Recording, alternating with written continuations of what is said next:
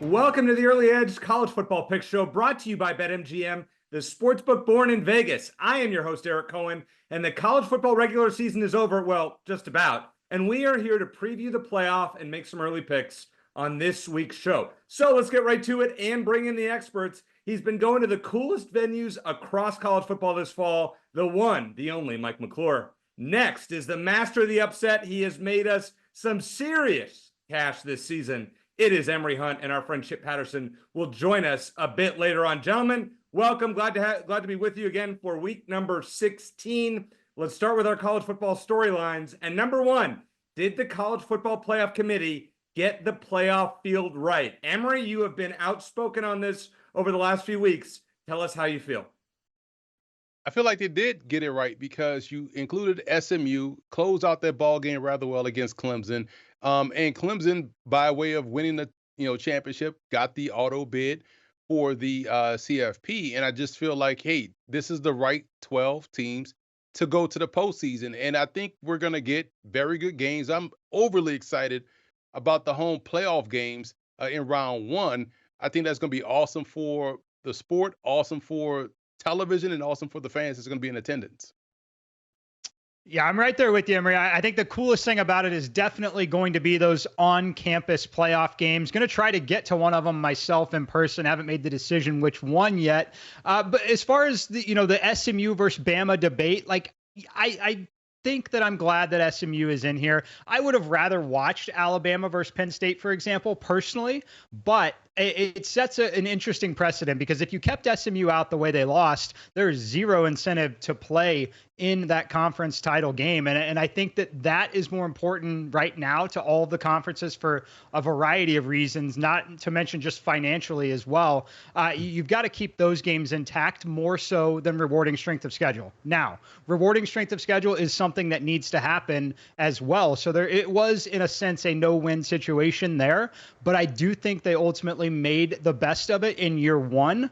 That sets us up to continue to talk about this, frankly, a lot over the summer. And I expect some changes for next year. All right, but from a seeding perspective, Mike, would you have put Clemson ahead of SMU or vice versa? I would have put Clemson ahead of SMU just because of the most recent word, earmuffs. We don't like to hear the most recent data point. I was tired of hearing that word data point with this committee, but the most recent data point was them beating them head to head, right? It was a de facto home game in that spot. It was a big win for Clemson, but I would put them ahead of SMU just because of that last data point of a head-to-head victory. But yeah, I think next year, the seeding, it needs to be just like the NCAA basketball tournament. You get your automatic bid in, but we're going to seed these teams based off where they truly are. All right, Emory, let's go, piggyback right off what Mike just said. What are the chances that we see a change in the playoff format moving forward? I mean, you look at a team like Penn State, who gets arguably the easiest draw for losing the Big Ten championship game, while Oregon gets a brutal draw by winning it. Listen, it's funny how we're having these conversations and this committee and everyone else trying to figure out how can we, as if the playoffs don't already exist at every other subdivision. And the FCS does a great job in doing this, where you get your auto bid, you're in the postseason, and then you reseed. So what they'll do is reseed the top 8 teams. And who are the top 8 teams? Those teams get the bye. And so how well you have played and all of those quote unquote data points that go into it determines the seeding. So yes, we'll see this next year because it just makes the most sense. And we're already seeing it at the FCS level where, okay, we know the top 8 teams earned a bye based off how they play and not because of what we have right now currently with this new 12-team playoff in the FBS. So do you have a problem personally with Arizona State and Boise State, for example, getting a bye? Not at all. At the end of the day, man, Arizona State has the vaunted tag, team you don't want to play. So them getting a bye just makes it worse for whoever they face in that second round. You know how painful that is for me to hear you say that as an alum of their biggest rival. I mean, that's awful. Go Texas or Clemson, whoever they play. All right. What is the first round college football playoff line to hop on right now? Mike, what do you say? I'm going to go on Tennessee here and back their team total. This team total for the Tennessee Volunteers is currently 19.5. Now, in college football games and football in general, we know how key of a number 20 and 21 are, but the idea that they can cash this ticket with 20 points, that's appealing to me. I know that this Ohio State team is going to be coming in well rested. They're coming in motivated off the loss, and they're a great defensive team. But Tennessee is still a powerful offensive team that plays with incredible tempo, and they're not going to change their style of play. They're going to play with tempo. This is a number that, again, the competition level matters, right? But we were talking about this number being their first half team total for probably 3/4 of the entire season, right?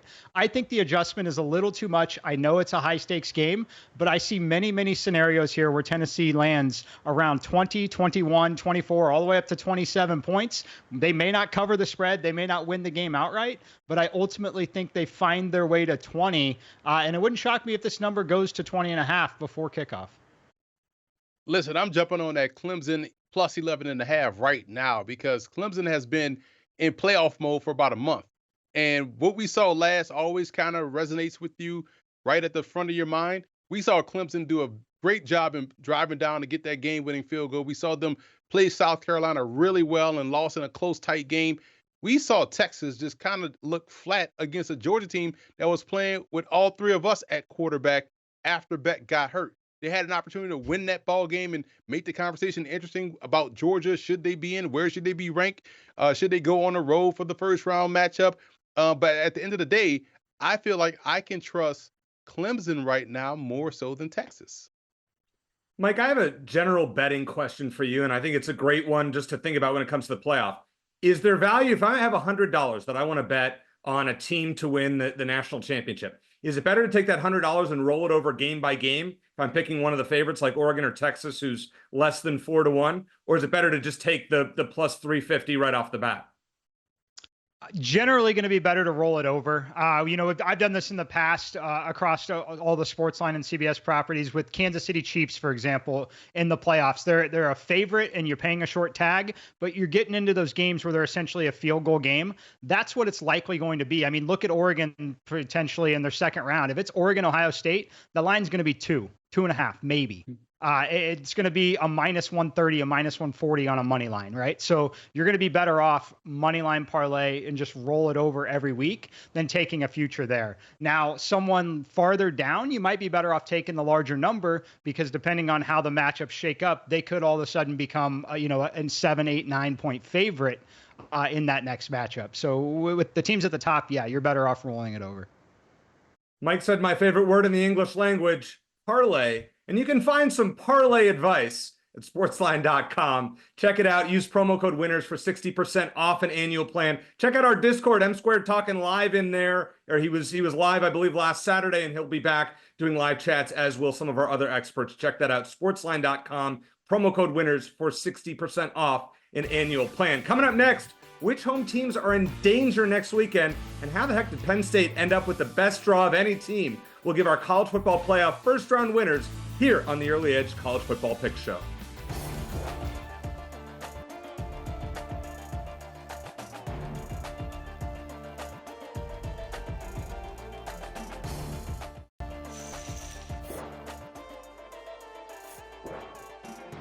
All right, welcome back. It is time for our college football playoff picks, and it is time to welcome in our friend Chip Patterson from North Carolina, soon to be Bill Belichick's best friend. Hey, Chip, I wish you the best with however that goes. All right, let's break it down with college football playoff, and let's start next Friday night, a matchup in the state of Indiana. We were talking during the break. M Square is talking about going to this game, which is awesome. Number 10 Indiana against number 7 Notre Dame. Chip, we're going to let you give the first pick here. Which team do you like to win this game? I like the Fighting Irish. We're going to see an opportunity maybe to jump on some best bets for this later. But if you're just picking the winners straight up, I do think that this Notre Dame team that has the right combination offensively, defensively at the lines of scrimmage to cause some of the same problems that Indiana did face, not just in the loss to Ohio State, but in the close call against the Michigan Wolverines, where what we have seen from Notre Dame with its ability to run the football, possess the football, the relentlessness fearlessness of that offense with Riley Leonard running the show. I just think that it's going to be very difficult for Indiana to be able to gain the type of advantage that they had, because Indiana is built to operate very similar to Notre Dame. I just think that Notre Dame might be like just a shade better. So I think it'll be a close game, but I do think it's one that Notre Dame wins. Yeah, I think Notre Dame advances here, guys. When I look at this matchup, I think it's just going to be difficult to stop the ground game. It's going to be both backs, not just Jeremiah Love. You're talking about Jadarian Price and then Leonard. I think Riley Leonard's someone who's going to have success running the football. He's someone I really wasn't too high on in this system early in the season, but I've really come around, and I really think that he's playing great football right now. And in these kind of games, I think he gives them a great opportunity to win the game by just simply not making mistakes. And I think Indiana's going to have to be nearly perfect, because Notre Dame, where they are good, is just going to be both lines of scrimmage. So if Indiana's not able to stop this rushing attack, you're talking about a Notre Dame team that should be able to dominate time of possession. I like them to advance here. This game is going to look a lot like the Ohio State game, in my opinion. Not in terms of the point spread, in terms of how Ohio State really took it to Indiana, but in how I think, to Mike's point, the line of scrimmage will be the difference, and they can salt the game away. Because I also feel like we saw USC be able to throw the football against Notre Dame. I think Indiana will have some success if they get some early stops. Maybe this one gets a little bit interesting, but overall, over the course of 4 quarters, I do like Notre Dame. Who the heck's Indiana played? As Emory just said, they played Ohio State and got run out of the stadium. Notre Dame has 10 wins of double digits this year. I think they're going to do it again to Indiana next week. You already know which way I'm gonna pick this game. I'm telling you, we're just giving it away a week early. This one's going to be a blowout. Sorry, Mike. I know if you're going to go to the game. What can I say? All right, our producer Ryan Stryker planning on going to this game, and Happy Valley, number 6 Penn State against number 11 SMU next Saturday. All right, M squared. Which way you leaning here? Penn State. I think this game is extremely high variance. Like, is SMU of this caliber? We're going to find out here. They hung with Clemson. Clemson is debatable at times. Penn State's a great football team on the line of scrimmage on both sides. And the days of thinking of Penn State of just being an elite defensive team that can't score points, those days are over. This offense is much different this time around, as evident really by hanging with Oregon and not really getting blown out. You looked at the first quarter against Oregon on that fast track, you're like, oh man, this could get ugly quickly. I like this team offensively. I think the running game is going to go absolutely insane against SMU's defense, which is going to force SMU to just simply be too perfect. And I don't think that they're quite of the same athlete. And I think they're going to get into those holding penalties. I think they're going to get into some of those pass interference penalties. I think this is a great spot for Penn State. Again, we've talked about it already, but what a benefit it was that they lost that game to Oregon and got this seed here. This is a great spot for Penn State. I think this one will be tighter than people think. Jennings, to me, is the X factor for SMU, and his ability to take off and run is going to neutralize the pressure coming from Penn State. So I think this one will be a tight game, but overall, I do like the Nittany Lions to move on, because I think they can play any type of game that they want to play. If they want to just air it out and just go with their passing game, play up tempo, they can do that. If they just want to line up in old school Penn State football and just run downhill with those dual backs that they have, I think they can do that as well. But I think this will be a lot closer than people think.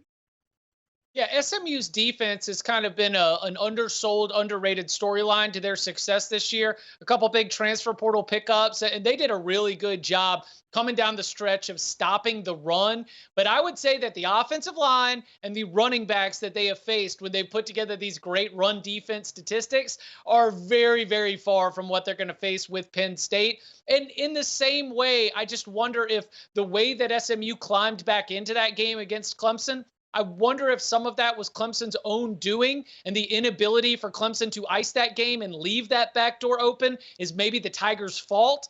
I think that Penn State might be able to, go out there and put up a number early that SMU would have a little bit more trouble climbing back from. I love what Mike said about the variance here. Like, if you want to, it's a playoff. Like, let the chopper spray. Like, if you want to jump on some alt lines, if you want to take like a couple of, little side bets, there are all kinds of results that I could see coming out of this one, but especially with the hunger that you're going to see from these Penn State fans, which I saw absolutely flock to Indianapolis for that game. They are going to be fired up. I know it's not at night, but it's still going to be really, really loud there in Happy Valley. I'm not going to pick SMU to go into that environment and come out with a win. Chip, I hate picking James Franklin in big games. I tried again the other night. Didn't go so well for me. Nonetheless, I have Fiesta Bowl tickets, and I really don't want to see SMU against Boise State. I think this game's going to be close, but I think Penn State finds a way to win. I promise on the show that we're going to deviate some of our picks, and actually, we're going to start right now with Clemson and Texas. So Clemson gets in on this miraculous field goal, and now they're going to Austin to take on Texas. So they have no chance to win, right, Emory? This is a Texas romp, correct? Man, I trust Cade Klubnik more than I trust Quinn Ewers. That in and of itself is alone for me to pick Clemson to win this ball game. And I just like how they are playing inspired ball. Like I said earlier in the show, they've been playing playoff football for about a month. And so I would say they would be battle tested more so than Texas coming to this ball game. I didn't like how Texas offense looked quarterback wise against Georgia. They should have beaten Georgia, but Georgia proved that they are just a good football team that can win those tight games and those pressure situations. I can't trust Texas right now, so I'm rolling with Clemson. Yeah, I am also going to take Clemson with the upset, a 12 seed that is not really a Cinderella with 7 college football playoff appearances and 2 national titles in the CFP era. But I think that what Emory mentioned right there is so important. Texas's offense has fundamentally looked broken. Outside of running it up on Florida in a game where the Gators offense did absolutely nothing, that this is a Texas offense that either because of, injuries or execution just has not been able to be as good on the field as they are on paper. And so I think that gives Clemson an opportunity to hang in the game. And when it comes to a tighter game, when it comes to who's going to come up with those clutch plays, I go back to the play that might have saved Clemson's season, the 55-yard touchdown run by Cade Klubnik against Pitt, just putting the team and probably the season on his back. He's going back to Austin where, how about this? Cade Klubnik and Quinn Ewers played in a state playoff game against each other, too. I really like Clemson's shocker here. I like the vibes. I think that Texas is going to play with a little bit, tighter, just gripping it while Clemson's got nothing to lose. Yeah, give me the Tigers in the upset. I'm going to pick Texas to advance, but I think this game's going to be extremely competitive. I think the line at 11.5, I think this should be a touchdown, maybe 7.5, but north of 10, I do think is a little much here. And when you look at Texas, I think Chip nailed it. On paper, they're a great football team. The results on the field just have not come, and they really haven't had the most difficult strength of schedule. Now getting to play a home game is certainly nice, but this is a spot where I trust Dabo and I trust this Clemson team who, as Emory said, has been in playoff mode. They've been battle tested. They've had a lot of adversity this season, whether it be the Louisville loss at home, the initial loss to Georgia, the tough loss to South Carolina. They've been through a lot of different situations. I love Cade Klubnik here. I think Phil Maffa is back, and I think that helps a lot in this matchup. If you're Texas, though, you've got to score on your first possession here. If they go out there and don't put points on the board that first trip, there's going to be some doubt creeping in here. I can't bet player props in Tennessee, but fortunately I may not be in Tennessee when this game happens. I will be playing Arch Manning anytime touchdown. I would be absolutely stunned if Arch Manning was not the quarterback from the 25-yard line in this game. I'll say this. This is an unofficial EC Island pick. I think Texas wins in a blowout. Their defense has only given up 17 or more than 17 points 3 times this season, twice against Georgia, including once in overtime, as we saw last Saturday. I think they hold Clemson. I know, Mike, you're one of your pick, or Emory, you were on Clemson's team, or like Clemson with the points there. I don't think Clemson scores more than 17 on them. I think Texas, and I think Texas wins big. And I think Texas scores over 30 and wins this game big. All right, Mike, let's go on to the last first-round game, a game that you are planning on being at in Columbus next Saturday night. Ohio State fans are very nervous. And I think it could be the last game of the Ryan Day era if they lose. Where do you stand here? Well, first of all, it is definitely the last day of the Ryan Day era if they do not win this game. Now, when I look at this matchup here, at 7.5, I lean towards Tennessee a little bit. I think Ohio State's the better team. I think they find a way to get it done late. So I will take Ohio State to advance. As far as when we're betting on this game, though, I love Tennessee's team total over 19.5. Again, a number that's typically reserved for first half action for that team for most of the season. 20, extremely key number. The one thing I know about Josh Heupel, he's not going to change what he does no matter who is lined up on the other side. He's going to come in there and play with tempo. So I like this spot for Ohio State to advance, but Tennessee to score some points. Yeah, I like Ohio State to advance as well. I think their defense matches up well, actually, with this passing offense of Tennessee. And Vol fans will tell you it gets cold in Knoxville. They love saying that, but this is a different type of cold up there in Ohio. So I do feel like that'll kind of alter their passing game a little bit early, which will give Ohio State enough space to really beat them and move on to the next round. I've said all year, the Buckeyes are the most talented team on paper.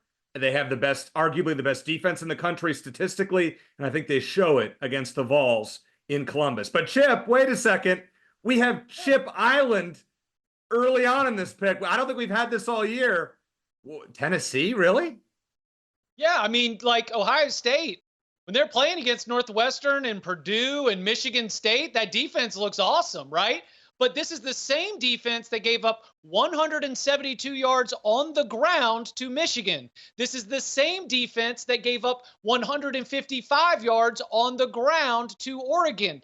And we think about Josh Heupel, and we know about Nico Iamaleava, but the difference maker for me is going to be Dylan Sampson and Tennessee's ability to run the football. I just think that Ohio State, against the better rushing attacks that they have faced, have been a little bit leaky. I do think it'll be close. And again, checking in with the vibes doctor here, that stadium will become a home field disadvantage if you start missing field goals, if you start not capitalizing on red zone opportunities. If they already start thinking about walking Ryan Day's tail to the edge of the state line and kicking them over for somebody else to come pick them up, then I think Tennessee has a real opportunity to go in there and pull off the upset.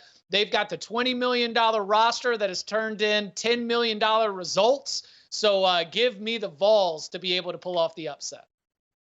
Hey, Mike, if Chip's right, you better get out of that stadium real fast on Saturday night. Just pointing that out. All right, so we've gone over the first four games, but we move on to the New Year's Eve and New Year's Day slate. Which of the top four seeds should be on upset alert? Carson Beck's injury. I am looking at you, Georgia. Find out if our experts agree. Next on The Early Edge.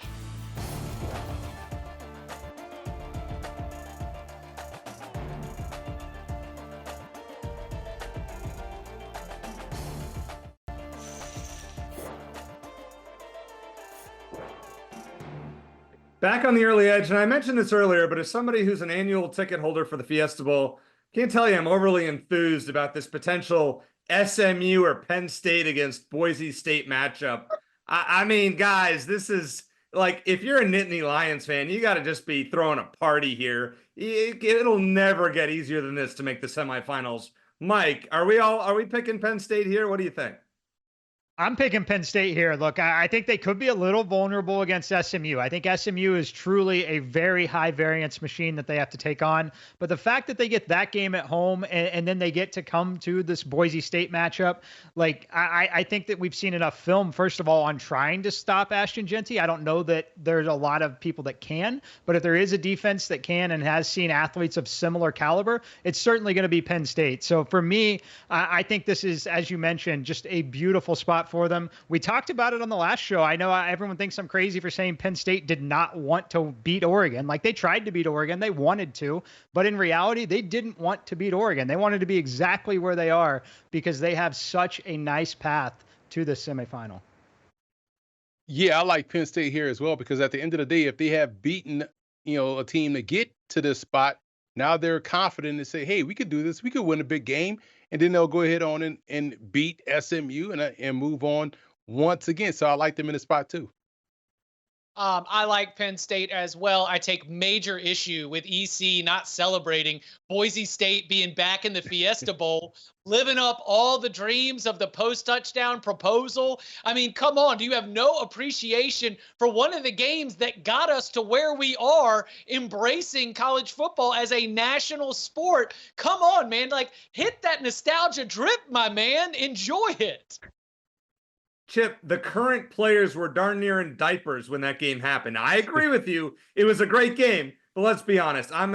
This is an EC Island spot. No, it's not. I'm taking Penn State to win this game here as well. I just think that you shut down the run for Boise State and make Maddox Madsen beat you, and he won't. So we'll just keep that one simple and move on to the next. All right, the Peach Bowl.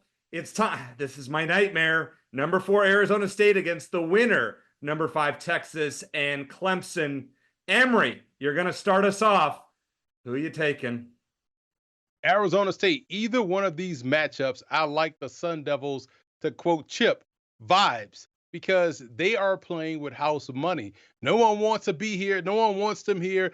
No one wants to play them. They have a great running back in Cam Scatterbo, and their quarterback is going to be there playing really well. This team is playing like they have a point to make, and they will prove that point against either Texas or Clemson.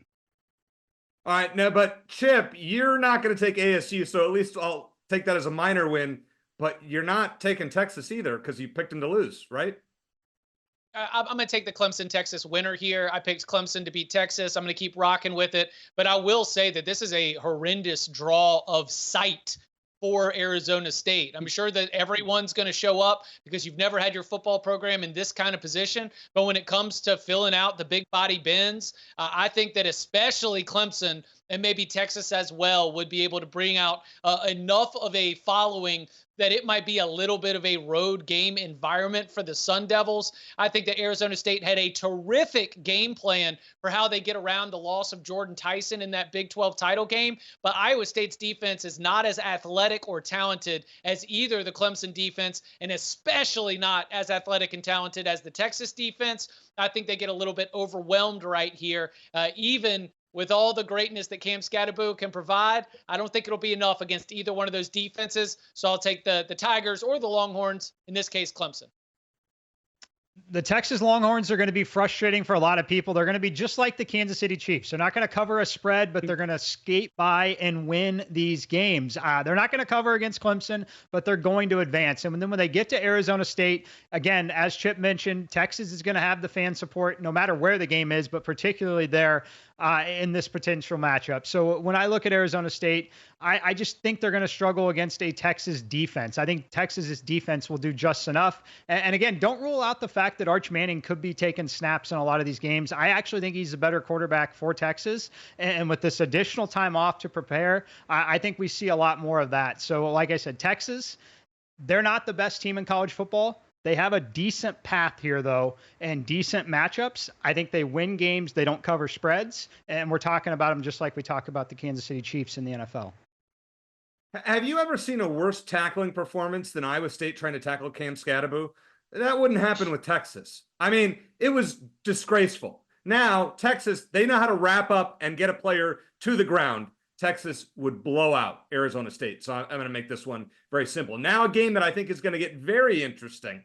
The Rose Bowl. So let's say Ohio State or Tennessee, I mean, still, either one who wins that game goes to the Rose Bowl to take on undefeated Oregon. This one's kind of fun here, but Chip, you're going to stick with the favorite, no?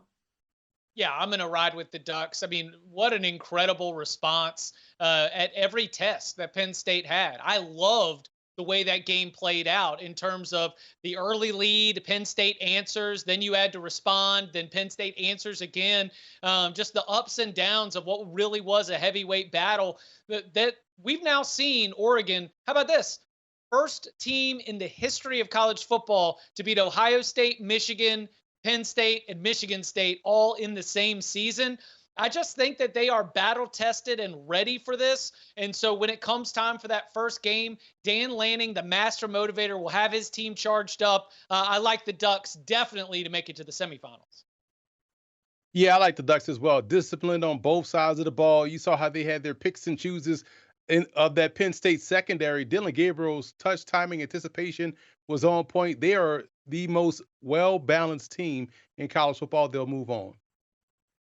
But Mike, if that happens, if let's say Ohio State escapes Columbus with a win over Tennessee, goes to the Rose Bowl, there's a revenge angle against Oregon.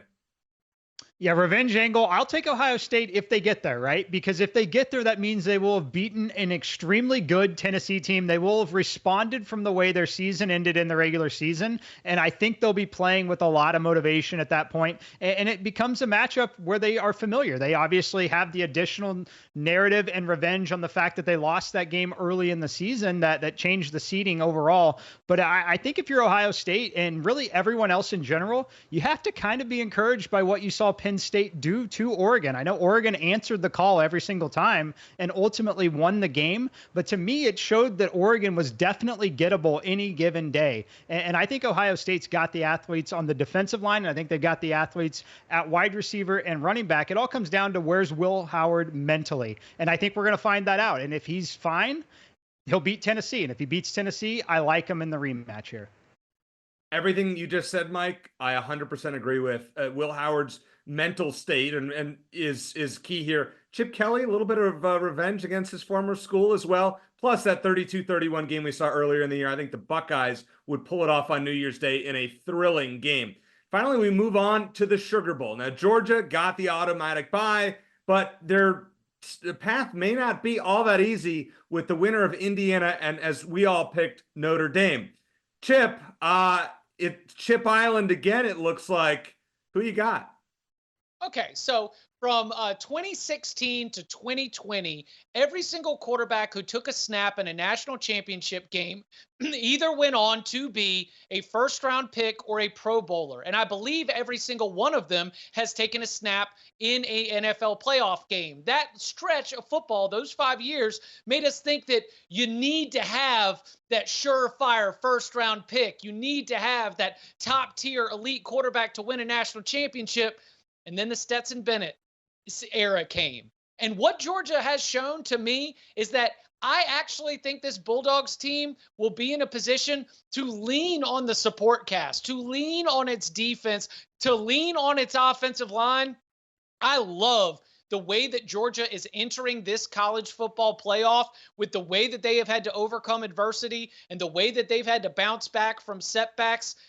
This is not the most talented Georgia team that Kirby Smart has coached, but I do think their DNA is absolutely championship worthy. I think we see that in the Sugar Bowl. Mike, I normally don't like to pick Notre Dame against any SEC teams, but this year I think we would agree. It seems like things are different. I think things are a little different here. I think Notre Dame is a very good football team. Again, as I said earlier, I was down on Riley Leonard in this situation to start the season, but I've really come around to it. I love what they're doing on the ground game, and I love this potential matchup with Georgia here because of exactly what Chip said. I think that they're going to rely on that defense. They're going to rely on Trevor Etienne in the running game, and that's going to ultimately lead us to a one-score game. We're going to be talking about a physical, traditional, old-school kind of game, and that's going to make it competitive. And I like Notre Dame there because I think that they're going to be able to pick up that third down consistently here. I can't wait to watch this one. I've already started looking at flights to New Orleans here if this is the actual matchup. I think Notre Dame ultimately has a really, really nice draw in this bracket as well. So give me Notre Dame here. I remember growing up in New Orleans and going to that Sugar Bowl when Notre Dame broke out those green number jerseys with Bettis, ran all over an SEC team. I believe it was Florida, if I can remember correctly, because it's been a long time. I'm a little bit old. I expect that to happen again, man. Georgia's going to come in there one-dimensional and just not be able to do anything in the passing game, I believe. They weren't really doing much in the passing game anyway. And so you give a Marcus Freeman team a one-dimensional offense, I think Notre Dame can win this one big. What's the health of Carson Beck? Is he going to play? Do you really trust Gunnar Stockton against this Notre Dame defense, which is fierce? Do you, Chip? Really? I don't. Bad vibe. Bad. He tries to. No, listen. We don't want your first round pick. Get him out of here. Georgia wins with the in-state kid who's just going to go out there and get the offensive line fired up to go win it for the boys. You said first round pick. What league is he going to be a first round pick in? Carson Beck? You don't think Carson Beck's a Yeah. third-round pick? No, Oh, third well, round I mean, pick. okay, that's right. No, hey, Chip, as Emory said earlier this year, he was down on Carson Beck, and he doesn't think he's a first-round pick, correct? Absolutely. But listen, he's better than what they have as backups, but Coming up next, we've made our picks for the semifinal, the first round and the quarterfinals, but it's time for the semifinals and national championship. You might be surprised who our experts are picking here on The Early Edge.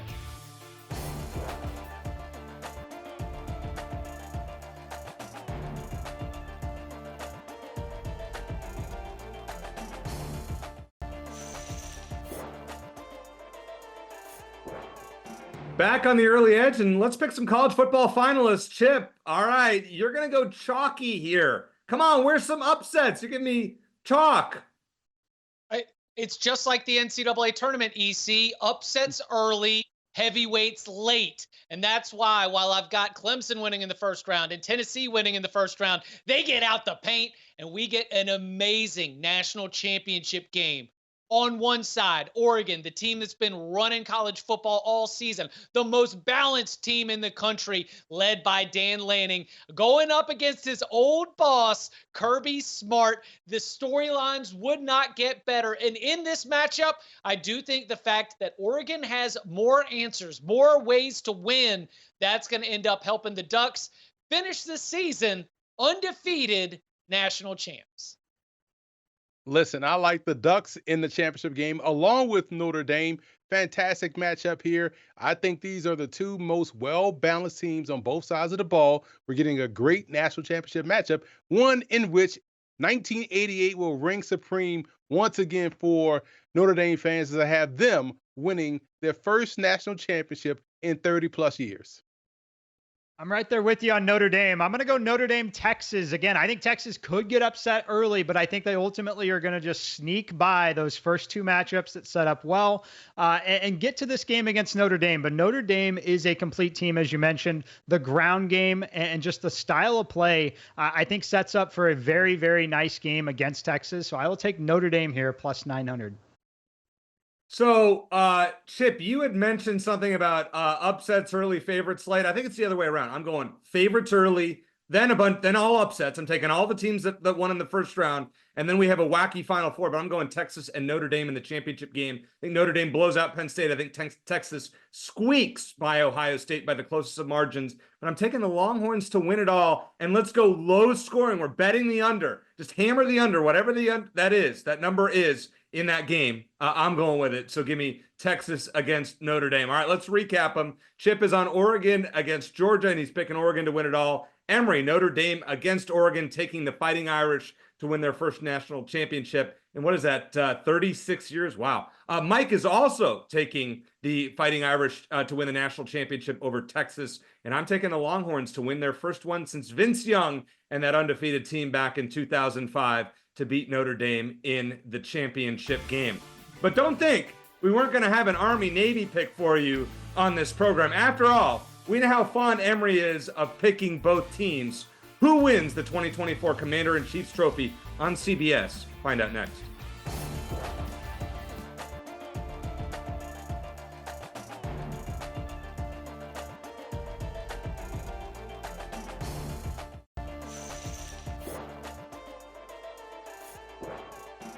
Welcome back to the Early Edge. And is there a better tradition in college football than the singing of the alma maters after the Army-Navy game? Which team will sing second this week? Emory, I'm going to start with you because you love picking Army and Navy games all year. Who you got? Yeah, I'm laying these points with Army, man. Army's defense can stop Navy's offense, and Army's offense is explosive. They're dominant, and they also don't beat themselves. I can't say that about Navy, and we've seen that play out over the course of the season. I like Army to win, cover the spread. I like Army as well here. Look, it's 6.5. Like, I get why the number is where it is. I would have said at the other side of 7, it would have been 7.5. So the fact that you get there with a touchdown victory, I do like Emory. Think that Army is just simply the more disciplined team. They're the better team. And I know that their offense is going to have success. And I think that they're ultimately going to be able to step up defensively when it matters to really get some separation here. So I do like Army at anything less than a full touchdown. I'm going to take Navy here, a little bit of a contrarian play, I know, but I have been impressed with the way that they have been able to sort of steady the ship, because I thought that when Ken Niumatalolo left this team, you heard the players, the coaches, everybody was very, very upset about the way that things went down. I thought that we were going to see things really kind of tank in his absence. Obviously, Navy did not show up against Notre Dame. They've taken a few setbacks during this season, but I think that in this game where they've had some time off to get ready, I think they bring their best fight. I think this is a 3 or 4 point game. I like Navy to be able to hang it inside the number. I can't believe I'm doing this, and I apologize in advance, but I'm taking the over here. So over 38.5. I know. Listen, 2013 was the last time one of these games exceeded 38 total points. Yet the over-under is 38.5. Now, M squared is as savvy a handicapper as they get. They're trying to tell us something, right? Right, Mike? They're trying to tell us to bet the over here. Is that right? You're trying to tell us what Emory's been trying to tell us all year, is that Army is legit offensively.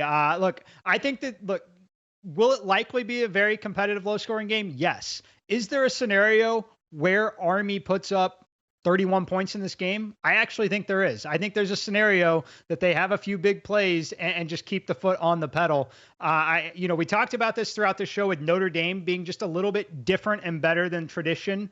I think that's where Army is this year personally. So I think that's more of the reason for the total being on that side of 38.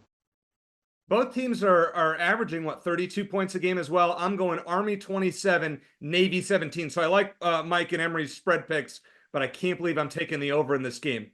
All right, so Chip, go ahead. Yeah, I know you want to weigh in on this one. I was just going to say, Army, no punts, no penalties in the American Athletic Conference title game. Like that, no punts. So if you do think there's going to be a time when this is going to be over, it is going to be an Army team that literally just ran through Tulane like it was a practice. So, and by the way, you guys cost me. That was the first EC Island loss of the year, was Army Tulane. Hey, Emory, I got a question here. Do you think that, as I said, the singing second or the singing of the alma maters after the game, do you think that's the coolest tradition in college football? It is cool because we know what these programs stand for. So it is definitely a cool thing to see. I would implore everyone to go and catch an Army-Navy game at least one time in their lifetime. And we just watched Navy, the midshipmen, the boatmen, get washed out by a wave that Army just ran through.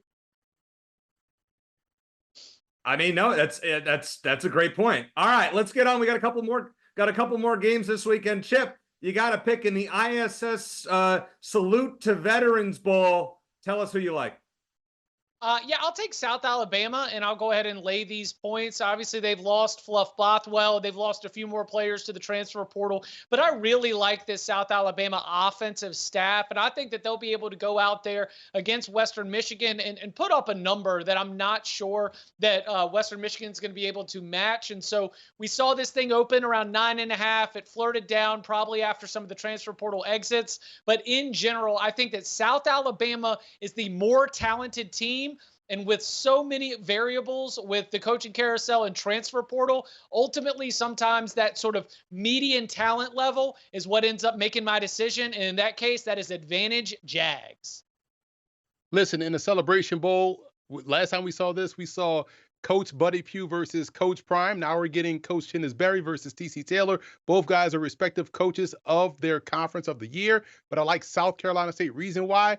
Bye week. SWAC championship was last week. South Carolina comes in rested. South Carolina State, they'll get the win. Now, Emory, Jackson State hasn't won a Celebration Bowl since I think hasn't been the HBCU champions since 1996. They're due. So I'm on the other side of you on this one, but I hate going against you. All right, guys, this was a fun and spirited show. Always have a great time. Next week, we're making official picks on these games and more. So for Chip Patterson, Emory Hunt, and Mike McClure, I am Eric Cohen. Thanks for watching the Early Edge College Football Pick Show. And as I always like to say, let's hit it big. Good luck.